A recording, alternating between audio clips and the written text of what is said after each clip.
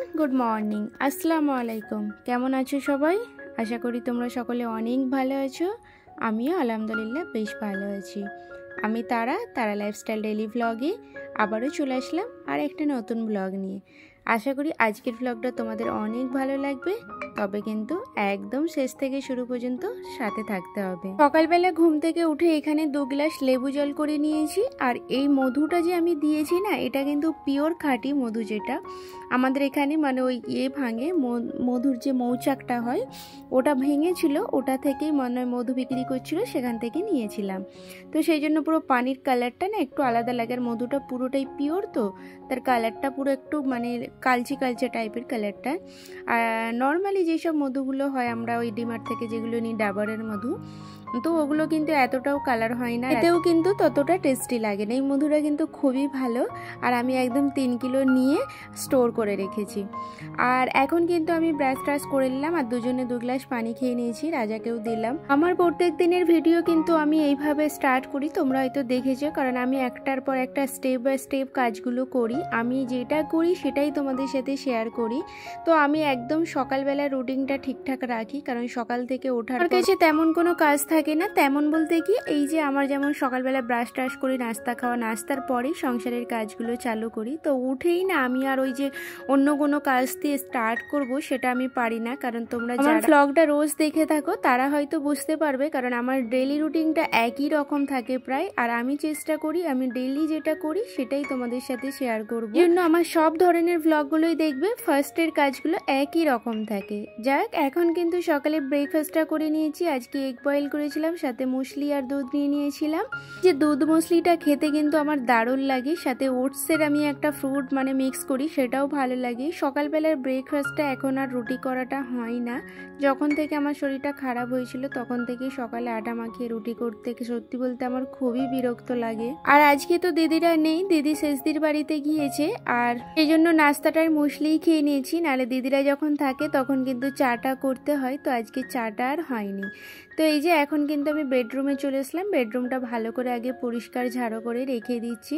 আর এই টেবিলটা না রাজার মানে এত কিছু, শুধু এখানে শুধু না, এখানে আর বাইরের সোফাটাতেও ও যখন অফিস থেকে আসে ওর প্রত্যেকটা সামান এদিক ওদিক ছড়িয়ে থাকে।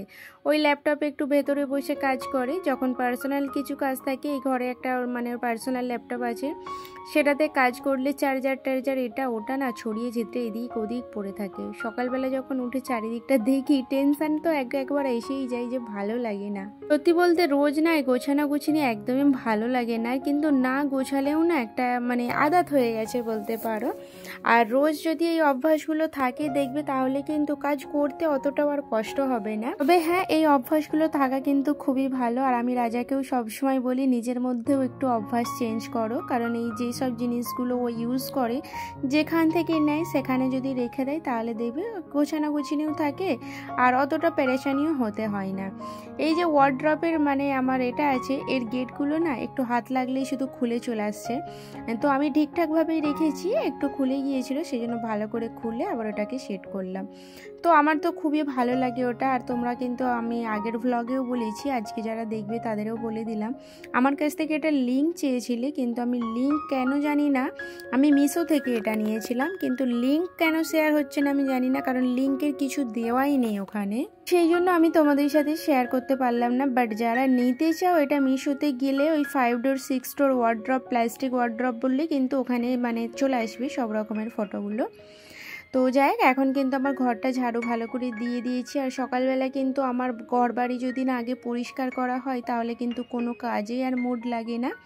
তো তবে এই ছোটোখাটো জিনিসগুলোর অভ্যাস রাখা সবার মধ্যেই জরুরি। আমাদের কিন্তু সকালটাই শুরু হয় সংসারের কাজ দিয়ে, আর এই একটা একটা করে যদি গুছিয়ে কাজগুলো হয়ে যায় তারপরে আমি রান্নাঘরে একদমই যাব। তো দেখো এখন কিন্তু আমার বেডরুমটা সুন্দরভাবে পরিষ্কার করে নিয়েছি, চলে আসলাম হল রুমে। বেডরুমটাই আমি আগে পরিষ্কার করি, তারও কারণ আছে, কারণ বেডরুমে না মানে ওই ব্ল্যাঙ্কেটগুলো বেডের উপরে এমনভাবে পড়ে থাকে, কারণ রাত্রিবেলা শোয়া তো দুটো ব্ল্যাঙ্কেট আমরা ইউজ করি। তো আমার যখন বেডরুমে ঢুকি না, বালিশ এদিকে ওদিকে, পিলো দুটো মানে পা বালিশ দুটো থাকে, মাথার বালিশ, এইগুলো বেডেতে এমনভাবে পড়ে থাকে, দেখতে খুবই খারাপ লাগে। আর ছোট বাচ্চা থাকলে তো সবাই জানো, সবার বাড়িতে সেম সিচুয়েশান হয়তো।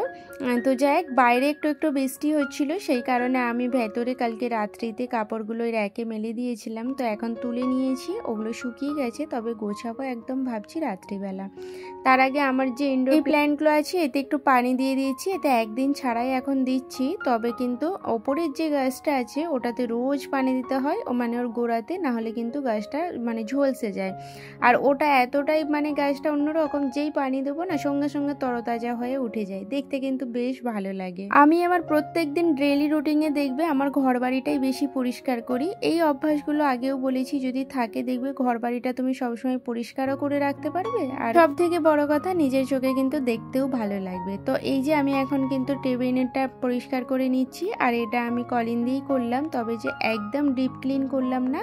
আর আমার ডিপ ক্লিন করার না অতটাও প্রয়োজন আসে না, কারণ আমি তো রোজ ক্লিন করি, সেই জন্য আমার ডিপ ক্লিন করতে মানে অসুবিধা হয় না যে আমাকে ডিপ ক্লিন করতেই হবে, খুব নোংরা হয়ে গেছে তা কিন্তু নয়।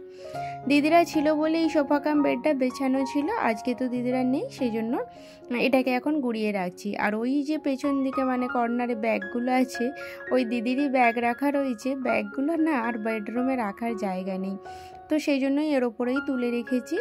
আর না হলে কিন্তু সোফাটা যখন বেছানো থাকে তখন সোফার ভেতরে করে দিই। আজকে আমার সাথে হেল্পিং হ্যান্ড কে হয়েছে দেখতে পাচ্ছ, আমার বাবু। মাশাআল্লাহ, আমার বাবু কিন্তু অনেক কাজ করে, মানে কাজ করে বলতে কি, যেগুলো পারে ও চেষ্টা করে, আর ও সবই করার চেষ্টা করে, বাট ও তো একদম ছোট বাবু, ওকে আমি করতে দিই না। তো যেটা করে কিন্তু আমি ওর কাজটা ওকে দিয়ে করাই মাঝে মাঝে, যে নিজের কাজ নিজে করা খুব ভালো। এখন থেকে অভ্যাসটা থাকলে ইন ফিউচার আর কোনো অসুবিধা হবে না। তো আমার যেমন একটা সংসার আছে, সাথে কিন্তু আমার বাবুরও একটা সংসার আছে। আমার ঘরের সামানের থেকে বেশি সামান আমার বাবুর আছে, কারণ ওর খিলৌনা, এত খিলৌনা পুরো ব্যালকনি ভরে আছে। আর ও যখন খেলে, ওর খিলৌনাগুলো আমি সব একটা বাস্কেট রেখেছি, সেটার ভিতরে সব গুছিয়ে তুলে রেখে দিই, যখন ও খেলে আবার বার করে দিই। আজকে দেখতে পাচ্ছ কি মুশকিলে পড়ে গিয়েছি আমাদের বাড়িতে, মানে কালকে বিকালে আমাদের সন্ধ্যা 6:30টায় পানি দেয়। 6:30টার সময় ঘুমাচ্ছিলাম, তখন আর পানি ধরা হয়নি, মানে নলটা আমি মানে ভেতর থেকেই বন্ধ রেখেছিলাম। তো সেই জন্য না একদম বাসন টাসন কিছু সকালে ধুতে পারছি না কিছু। আর এখানে আমি দিল কালেজি বার করেছিলাম রান্না করব বলে, বাট পানি নেই বলে তেমনভাবে ধোয়া হয়নি। আর এটা আমি একদম হলুদ পানিতে ভালো করে ফুটিয়ে নিয়েছি, তো এটা এখন রেখে দেবো ফ্রিজে আবার। তো ভাবছি রাত্রিতে রান্না করব। আর ওই যে একটা মগে করে পানি এনে রেখেছি, কিছু ইউজ করলে ওতেই হাত ধুচ্ছি, মানে এত পানির অসুবিধা হয়ে গেছে, নল টলে একদম পানি নেই। ভাগ্যি সেই ভাত তরকারি একটু ছিল, তরকারি বলতে শুধু ভাত আর ডাল, এটা ছিল বলে আজ আমার রক্ষা হয়ে গেল, কারণ পানির জন্য আমি রান্নাটাও করতে পারছি না। পানিটা আমাদের এতটাও প্রবলেম আসেনি, যখন থেকে দিদিরা এসেছে তখন থেকে একটু অসুবিধা হচ্ছে, কারণ আমাদের পানিটা যেমন খুশিভাবে আমরা সবাই ইউজ করছি।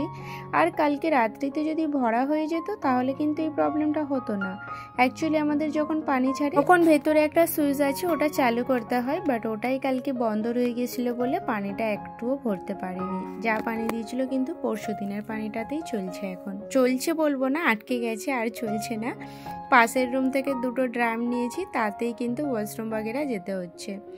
তো এখন আমি কি করব, গ্যাসটা তাই ভালোভাবে ক্লিন করে নিচ্ছি, রান্নাটা তো আর হলো না। আর যেসব বাসনগুলো আছে ওগুলো ভেবেছি একদম সেই রাত্রিতে ধোবো। রান্নার মধ্যে কালকে আমডালের টক করেছিলাম, ওই টকটাই আছে, তো ভাবছি ওটা ওভেনে দিয়ে গরম করে নেব, বাকি এখানে একটু আলু সেদ্ধ করে নিই। তো এখন আর কিছু করার নেই, আর এইটাই মাথায় আসে, বুদ্ধি করে ডালটা কাল রেখে দিয়েছিলাম বলে আজ আবার উদ্ধার হয়ে গেল। তো এই যে ভাবছিলাম ফার্স্ট ভাজা করব আলু, তারপরে বললাম না থাক, টক ডাল আছে তো একটু ভর্তা করি, সাথে ডিম ফ্রাই করে নেব। এখানে একটা বাবুর জন্য একটা আমার জন্য ডিম ফ্রাই করছি। রাজা তো চলে গিয়েছিল অফিস, আর দিদিরা বললাম হয়তো দিদি শেলফির বাড়িতে গিয়েছে।